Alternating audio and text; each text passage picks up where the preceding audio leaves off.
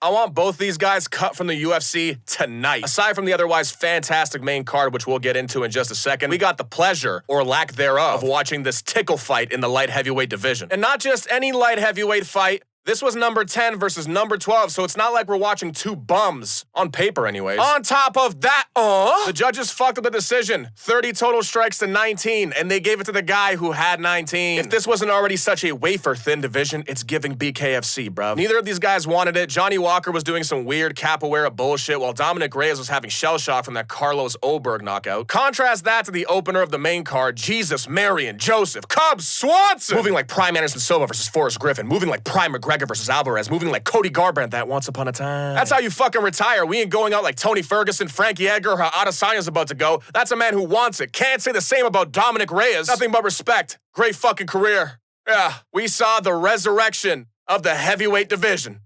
Holy shit. Curtis Blades kept shooting takedowns and was met with the Austin 316 Stone Cold. One of the best heavyweight fights you'll ever see. Over 300 total strikes landed, and then this absolute unit of a man takes a fight on 8 weeks' notice on the White House card. That's a man who wants it. Can't say the same about Johnny Walker. Paulo Costa versus Ali Abdulaziz. Shut your mouth, kid. What a fucking show. Paulo Costa is an animal. I was a tad bit concerned about the gas tank going to this fight, but fuck, way to put that to rest. Third round, bro took the ankle weights off. Do you see me, guys, sensei? Fuck you, man. Fuck you all tomorrow. Broke him down, chopped him down. He was too much to deal with for the simple Dagestani mind. Went and shook the president's hand right after. Trump looked at him like, good fight, kid. If you were in my country, I would have had ice on your ass by now. Paulo Costa, a guy who a lot of people counted out and was kind of reduced to a gatekeeper, has now put himself in light heavyweight title contention. I say book him versus Yuri for the interim belt. See, now that's a guy who wants it. Can't say the same about Yuri Prohaska. Ran it down mid, pushed the two-man solo, trolled, shit the bed, shot himself in the leg, looking like Prime Cheddar Bob out there. Carlos Oberg blows his ACL clean off like a Nintendo 64 cartridge and still finds the left hook of doom in true Alex Pereira fashion? That's heart right there. I can count on one hand how many fighters have come back from something like that. That's some shit you can't teach in the dojo. You either got it or you don't. And Carlos Oberg snapped a lot of parlays in half last night. Real shame, because he's getting some time to recover from that while Yuri gets his 4th interim title shot against Paulo. Also, I don't know why Joe Rogan decided to interview him right after the fight. I thought we weren't interviewing fighters after knockouts anymore, especially after something as embarrassing as that. Painful day for Yuri Prohaska fans, but Carlos Oberg is a force to be reckoned with. I wasn't quite familiar with this game. See, now that's a guy who wants it. Can't say the same about Dominic Reyes! Give this guy the Makayev treatment.